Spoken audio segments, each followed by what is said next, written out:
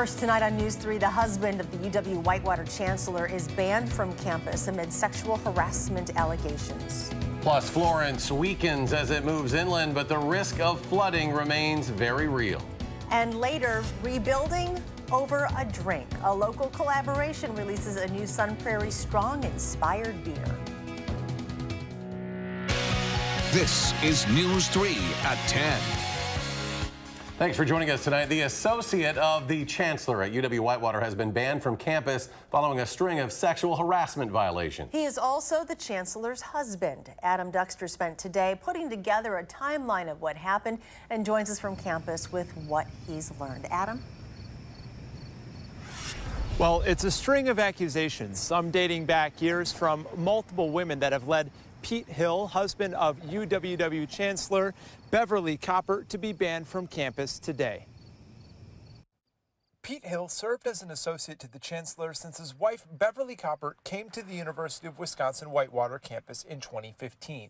According to documents obtained by News 3 today, it was during that time Hill sexually harassed multiple women, both students and faculty. In a report from investigators, a 2015 incident claims Hill gave a faculty member, quote, a full-body frontal hug that lasted, quote, too long. According to the document, it was only weeks later that Hill attempted to kiss the same UW staff member. The report says the faculty member chose not to report either incident at the time. 2 years later, in 2017, came the first reported case of harassment against Hill. This time, a student went to the university after she claims Hill groped her while she worked in his home.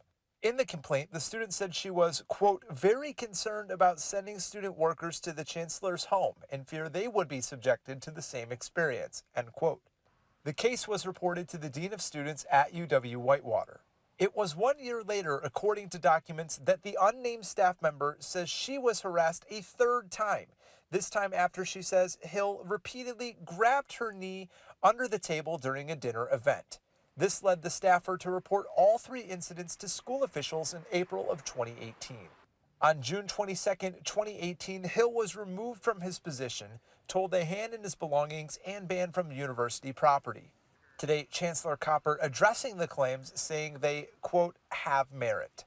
In a statement to News 3 Today, Systems President Ray Cross saying, quote, is one of our primary responsibilities to provide students, faculty, and staff with a safe educational and work environment that is free of discrimination and harassment. Now, Charlotte, Hill has denied any allegations of wrongdoing through his lawyer. We made attempts to reach out to UW-Whitewater today, but they declined to comment. Adam Duxter in Whitewater tonight. Adam, thank you. Florence came ashore as a hurricane but has been downgraded to a tropical storm already. It's being blamed for at least 5 deaths in North Carolina. Storm surge overwhelming the city of New Bern. Boats abandoned in the marina are sinking. Several hundred people were rescued by boat and by truck today. North Carolina's governor says at least 650,000 people are without power. But that number could rise as high as 2.5 million by the time Florence clears out. Employees of Generac Power Systems in Waukesha County are on their way to the Carolinas right now to help out with Hurricane Florence relief. The company manufactures home generators. 5 teams of 2 will work to fix all types of portable and standby units, and they'll be there as long as needed. Last year, the company sent volunteers to help following Hurricane Irma. And let's get a closer look at the storm now. Chief Meteorologist Gary Canalti is in the Weather Center. Gary? Charlotte, even after moving inland, Florence still looks very impressive on the radar data. This is high-resolution radar data across the eastern portions of the Carolinas, and you can still make out where the center of the circulation is just southwest of Wilmington, right along the coast near Myrtle Beach, South Carolina. Flash flood warnings in effect for much of that area, and also as the stronger bands of thunderstorms continue to rotate around the northern end, there's a tornado watch in the yellow shaded area, and it looks like a tornado warning there for some embedded tornadoes within the lines of thunderstorms. 48-hour precipitation estimate, 10 to over 20 inches of rain already have fallen up toward Morehead City, where the National Weather Service office is. They measured over 23 inches there so far. Many locations in the 4 to 15-inch range, and the latest computer model updates show an additional 10 to 15 inches of rain over South Carolina and southern North Carolina, and then 4 to 10 inches northward as you head through the western portion of Virginia up into West Virginia. Latest information, top winds right now 65 5 miles per hour, moving west-southwest at 5 miles per hour. It will weaken to a tropical depression, but continue to bring moisture through Kentucky and Tennessee, and then up into New England, and then eventually out into the Atlantic Ocean. Now, as we take a look at weather track around here, because all the weather systems are backed up, rain is well to the north of us in northern Minnesota. Low temperatures this morning started out in the middle 50s. Highs today were pretty warm. Here in Madison, we topped out at 85. Boscobel hit 89, and current temperatures are in the upper 60s to the lower 70s. Madison's still at 72, with dew point temperatures in the low to mid 60s, so it feels warmer than the temperature. By tomorrow morning, we'll be down to around 58 degrees. Look for partly sunny skies and another warm day with a high of 82. That's your first alert forecast. Gary, thank you. Mayor Paul Soglin gave a brief update on the city's flooding situation. In a news release today, he says he's concerned that the rain in the forecast next week could cause streets and basements to flood again. City engineers estimate if Madison doesn't get any rain for the next 4 days, levels will fall to the 100-year levels. The next chance of showers and thunderstorms is Monday night. The city advised residents to leave their sandbags in place. Reconstruction of 2 Dane County bridges will officially start Monday following the approval of nearly $3 million in emergency funding. Governor Walker approved a $2.8 million contract today. The bridges are on Highway 14, which are used to access Black Earth, destroyed by the flooding in August. Construction set to finish in mid-November. However, we really encourage people to patronize Black Earth during this difficult time. Access is open to Black Earth using Highway 78 and local roads. The DOT looked at putting in a temporary bridge, but determined it would delay the completion of a permanent replacement. The governor today announcing 2 new programs to help people and businesses recover from the flooding. The Wisconsin Housing and Economic Development Authority is launching a new $2 million program that will provide no-interest loans of up to $10,000 for repairing homes. Meanwhile, the Wisconsin Economic Development Corporation is launching a $2 million loan program to help small businesses recover. WISC will award grants to regional entities that will provide no-interest loans of up to $15,000 for businesses to make repairs and cover expenses. The committee that works to elect Democrats to the state assembly is filing a federal lawsuit challenging Republican-drawn legislative boundaries. The Assembly Democratic Campaign Committee filed the lawsuit today, just hours after a group of Democratic voters renewed their own federal challenge to the district boundaries. In Washington, former Trump campaign chair Paul Manafort pleaded guilty to 2 felonies. Manafort now admits to charges of conspiring against the United States and obstruction of justice. The maximum sentence for the 2 charges is 10 years. As part of the deal, Manafort has now agreed to cooperate with special counsel Robert Mueller as part of his investigation into possible collusion between the Trump campaign and Russia. Columbia County is trying to stop a growing trend after seeing 4 opioid overdose deaths in just 6 days. Law enforcement there is seeing issues with all opiates, but particularly heroin that's now been laced with fentanyl, making the drug 50 times stronger. That's forcing officers to use multiple hits of Narcan to revive people, and in some cases, it doesn't work at all. They're hoping drug courts and a medication-assisted treatment program can help stop this. The program recently received a 1-year, $350,000 state grant to pay for these services to continue. Nearly 30 homes in the village of Brooklyn were evacuated this morning in response to a natural gas leak. The Dane County Sheriff's Office says a backhoe hit a gas line on Kirch Street, forcing the evacuation of 28 houses. It was eventually capped more than an hour later, and people were allowed back into their homes. Investigators are trying to figure out why a car crashed into a home near Cottage Grove. Fire and rescue officials say the family there very fortunate. Around 6:15 this morning, the vehicle veered off County Highway TT, went through a cornfield before crashing into the living room of the 2-story home. The driver was taken to the hospital with non-life-threatening injuries. Due to the significant damage, an inspector has deemed that home unsafe. The family now staying with family and friends. A popular breakfast restaurant on State Street has been named the Allied Business of the Year by the Wisconsin LGBT Chamber of Commerce. The chamber announced the winners of its 2018 Business Awards today. On the top of the list, Short Stack Eatery. The awards recognize contributions made by members to build a more diverse and inclusive business community in Wisconsin. A new fishing pier built for accessibility dedicated at Vilas Park today. The Building Trades Council and the Union Sportsman Alliance renovated the once abandoned pier to make it usable again. This time it features handicap accessible features like a ramp and new decking. It took nearly 200 hours and $22,000 to complete the project. It's been over 2 months since a deadly gas explosion in downtown Sun Prairie. The community is still rallying together, and tonight it's over beer. Salvatore's Tomato Pies and Potosi Brewing Company partnered to release a Sun Prairie Strong beer. Profits from sales of the smooth Pilsner will be given to the Sun Prairie Disaster Relief Fund. Salvatore's was close to the explosion and wasn't open for a while. That experience drove them to help. We were closed for 3 weeks, and the support that we've received is unbelievable, and it's the least that we can do to pay back that goodwill, and it just makes us so unbelievably proud to be part of this community. Cans and kegs of the beer that are available for purchase at local stores are just about sold out. There is more to come tonight. It is shaping up to be another nice weekend. Gary Canalti will join us with his full forecast, including what to expect for tomorrow's Badger game at Camp Randall. And this Friday night, just beginning, News 3's Melissa Kim has all your Prep Mania highlights. Stay with us.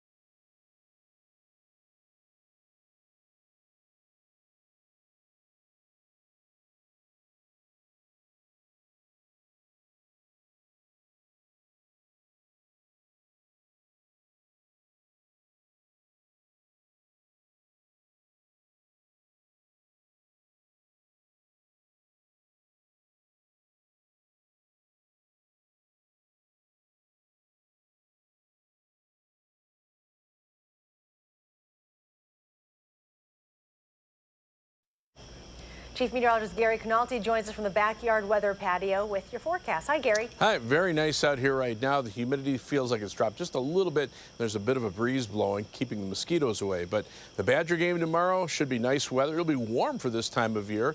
Of course, they're playing Brigham Young at 2:30 kickoff. Temperature should be right around the high for the day, about 82 at that point. It'll be a little humid as well. By the time the fifth quarter rolls around, look for a temperature of about 78 degrees and skies will be partly sunny. Very similar to what we saw today. The time lapse showed a few clouds this morning. Skies cleared out, and then all of a sudden the fair weather cumulus clouds popped up. And then as the sun started to set and the temperature started to cool off a little bit, those cumulus clouds started to go away. And there was a lot of sunshine today, as that time lapse shows. The live view from the Edgewater Sky Cam in downtown Madison, it's a pretty evening out there. The high today, 85, the low temperature 55, well above the average high of 73 and the average low of 51. Right now we're at 72, winds out of the south-southeast at 8 miles per hour. That's that breeze I was talking about. Dew point temperatures at 63. On weather track, you can see Tropical Storm Florence right along the coast in the eastern Carolinas. Weather system down in Texas bringing showers and thunderstorms there. About 98% of the rest of the country almost completely free of precipitation, other than some showers and thunderstorms up near a stationary front from far northwestern Wisconsin into northern Minnesota. But those showers and storms will stay there for a while as high pressure keeps us high and dry. Temperatures upper 60s, low 70s around here. It is cooler farther out to the west. Dew point temperatures are in the 60s, a few places up near 70 degrees, so it is a little humid. But on future track, you can see how the rain chances stay up to the north. Skies stay partly sunny here. Our next chance of rain looks like it'll hold off probably sometime late in the day on Monday. And you can see the moisture from Florence as it heads northward up toward Ohio, maybe far eastern Indiana.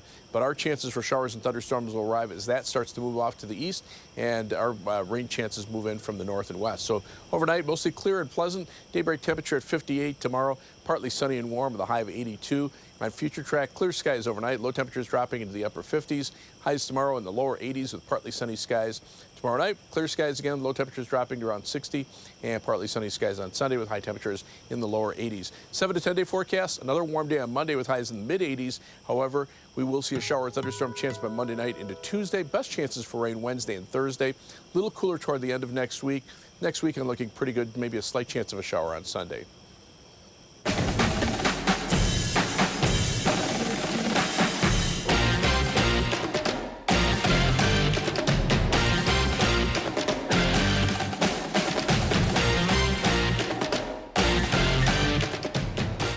Don't you love that Prep Mania music? Only a few more times left that we have left to hear it, so enjoy it now because we're officially more than halfway through the regular season of high school football. Wow. And in the Big 8, Memorial at the top, but there's a four-way tie for second with all those teams at 3-1. Two of those teams battling each other tonight. Sun Prairie visiting Verona. Cardinals are up 9-7 in the first. Nick Heinsohn with a catch just outside of the end zone. He goes right through the middle. Then he's in the clear. It's no one but him and the ref. Oh, God, he's got the ref, no problem. 99 yards later, he's in the end zone. Wildcats take the 14-9 lead. Next up, Richie Gillies keeps it himself, runs the ball 6 yards to his left for his second touchdown of the night. Sun Prairie retakes the lead 16-14. A lot of back and forth in this one. Verona's Adam Becks lets it fly. Hagen Anderson, what a catch. Not a touchdown, but would lead to one, so the Wildcats are back in the lead. Sun Prairie ball again. This time Nathan Shower goes up the middle. 23-21 Cardinals. Sun Prairie hanging on to the lead after that. 43-35 the final score. Jay Wilson caught up with the Cardinals running back Nathan Shower after the game. Sun Prairie keeps rolling. They win in Verona. Nathan Shower had a big night, 3 touchdowns, and boy, ate up some big yardage at a critical times in the fourth quarter. And I bet the first thing you want to do is thank the guys up front for opening those holes. Oh, for sure, man. They did an amazing job. Always opening holes for me last week. Amazing job. This week, they really just busted it out. We did a great job. It was a total offensive team effort. And then Richie kept some balls that opened up the field a lot. And it was just a great offensive game all around. The first week, this team suffered a tough defeat at the hands of Madison Memorial. But since, this team's been on a roll. What's been the difference? What's held things together? You know, we just got our swagger back. We were truly trying to find, what was going to be that key. We were trying to make this team our own. We're, kind of in the shadows of last year's for the first couple of weeks. And then I think probably that Craig game, that's when everybody was just like, hey, man, we got our swagger back. This is fun. And that's when everything just, started to click. And we all just, it just became more of a brotherhood. That chemistry got kicking. Sun Prairie looking good. They're now 4-1 in the conference, winning in Verona tonight. All right, thank you, Jay. Swagger back. I like that, Nate Shower. The Fallout taking on Janesville Craig at Leisure Stadium. 12 seconds before halftime. This fumble and then the recovery by Robert Shipley would bring the Lancers close for a field goal kick to tie the game up at 3. End of the third quarter here. Ben Coulter handing it off to number 32. We don't have your name. Give us a shout out. We'll put you in the highlights. 10-3 the final score. Then fourth quarter here, Ray Broughton throws it long to Charlie Kunkel. Ties the game up at 10. Janesville Craig, though, they win 17-10. Mount Horeb Barneveld hosting Baraboo tonight. Thunderbirds striking first. They go for it on fourth down inside the 10-yard line. Brock Turkington's pass finding Caden Bloom, putting Baraboo up 6. Second quarter action here. Baraboo less than a yard from the end zone. Turkington under center pushes his way through that pack for a touchdown. Thunderbirds up 14-0.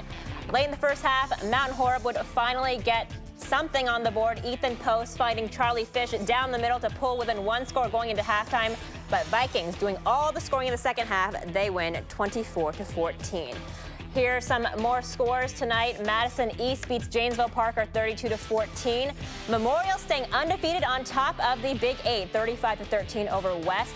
Middleton with a big win over Beloit Memorial. Reedsburg shutting out Beaver Dam. DeForest wins big over Sauk Prairie 46-7. And Oregon 38-13 over Milton. Some more scores here. Monona Grove, a big shutout win over Fort Atkinson. Wanakee showing no mercy, 70-6 over Portage. Stoughton beats Monroe 13-6. Watertown over Madison Edgewood 23-13. And McFarland staying undefeated this season with a 45-6 win over Whitewater. The reigning Division IV state champion Lodi Blue Devils not missing a beat this year despite losing some key players to graduation. Dave Poles' squad outscoring its opponents 121-14 so far this season. Tonight they're hosting Watertown Luther Prep. All the kiddos out tonight, way past your bedtime, I think, though, no offense. First half action, Zach Potter hanging the ball off to Austin Soley for the 2-yard score, 7-0 Blue Devils. Later, the handoff goes to Colton Nicolay, who coming into this game led the team with 305 yards on the ground. Get some fabulous blocks there for a trip to the end zone. 32 yards later, it is 14-0 Lodi. They're not done yet. Potter on the keeper here for the 1-yard touchdown. Lodi beats Watertown Luther Prep 34-14. Edgerton visiting Jefferson in a battle of the one-loss teams in the Rock Valley Conference. Crimson Tide showing up from the start. Jaden Johnson handing off to Devin Jorgensen for the 8-yard score, 6-0 Edgerton. Later, Johnson going to the air this time. Skylar Gullickson going into the end zone pretty much untouched-ish, 13-0. More Tide ball here. Johnson faking the handoff to Jorgensen, but calls his own number instead. 20-zip, and Edgerton wins 34-7. Some more scores here. Lake Mills winning big over Poinette, 47-14. Lancaster with a 35-12 win over Platteville. Dodgeville beats Richland Center, 59-17. Prairie du Chien with a 33-6 victory over River Valley. New Glarus Monticello, 13-9 over Belleville, and Fenimore over New Glarus Monticello there. Mineral Point beating Marshall 54-18, and Peck Argyle with a big win over Belmont 60-zip. Still ahead, the Brewers continue to battle as the regular season winds down. Highlights from Miller Park next in sports.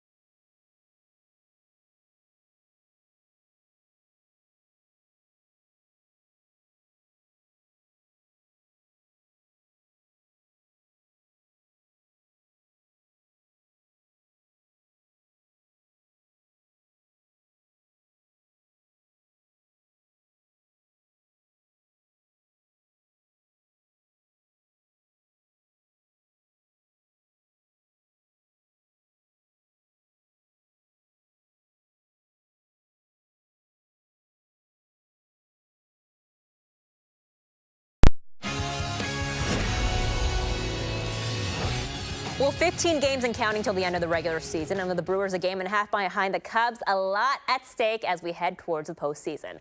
Brewers, they mean business from the start against the Pirates tonight. Man on for Christian Yelich. Give this guy the team MVP award already, right? 2-run home run to put the Brew Crew up 2-0. Two batters later, Travis Shaw at the plate. He'll take that one deep to right field. 3-0 Brewers, his 29th of the season. Pirates battle back, but in the 6th, Orlando Arcia perfectly places that bunt down the right field line. 2 more runs score. Right now, Brewers in the lead 7-4 in the bottom of the 8th inning. The Badgers wrapping up their non-conference schedule tomorrow when Wisconsin hosts BYU. The team is on a 41-game win streak against non-Big Ten opponents. That's the 5th best in the country, rather. But head coach Paul Chryst expecting tomorrow's game to be a little different from last year's 40-6 win in Provo. Different quarterback, Tanner Mangum, who was injured last year, and a whole new offense. 2 different teams playing, right? And you got some of the same players that have played in that game, but it's, you know, offensively, certainly the quarterbacks play a lot of games, a good quarterback, and you know, they're different than they were last year. Final injury report out this afternoon on Devontae Adams and Aaron Rodgers listed as questionable ahead of Sunday's game against the Vikings. But don't count Rodgers out just because he hasn't practiced and because of that injury status. He could potentially practice tomorrow, but even if he doesn't, head coach Mike McCarthy says he's confident that Rodgers could play with no reps at this point in his career and that he definitely wants to play. But just in case, Deshaun Kaiser ready to go too. Don't really need to see anything. I mean, because you know, the classroom work and the participation from both Aaron and Deshaun is all part of this preparation process. So, you know, we're just going to keep working through that, and we'll be ready to go. In-state rivalry for the Badgers volleyball team. 6th-ranked Wisconsin visiting number 21 Marquette in Milwaukee for the Marquette Invitational. The Badgers beat the Golden Eagles in straight sets 3-0. Madison Duello leading the way with 14 kills. The Badgers are now 6-1. They'll face Illinois State tomorrow at 11 a.m. We'll be right back.